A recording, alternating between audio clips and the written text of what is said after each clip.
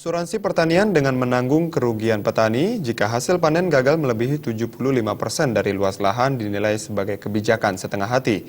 Dalam asuransi pertanian, jika petani mengalami gagal panen, petani harus memperoleh tanggungan penuh. Asuransi pertanian telah diberlakukan bagi petani, namun dalam salah satu klausul asuransi, tanggungan kerugian hanya diberikan jika petani mengalami gagal panen mencapai 75% dari total luas lahan pertanian akibat bencana alam dan serangan hama. Pengamat pertanian Ida Bagus Raka Wiryanato menilai peraturan dalam asuransi pertanian dinilai sebagai kebijakan setengah hati. Seharusnya ketika mengalami gagal panen, petani harus memperoleh klaim ganti rugi penuh sesuai biaya produksi yang dihabiskan, bukan berdasarkan ketentuan tertentu. Hal ini terkesan merugikan petani.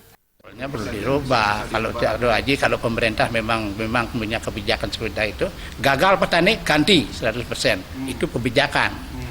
Kalau ada sekian persen itu hanya setengah hati, hanya pemanis saja itu. Pemanis saja, tidak perlu kita terlalu tergiur dengan cara-cara seperti itu. Ya tetap aja petani, ya tetap aja seperti gini dia. Tidak ada yang memperhatikan.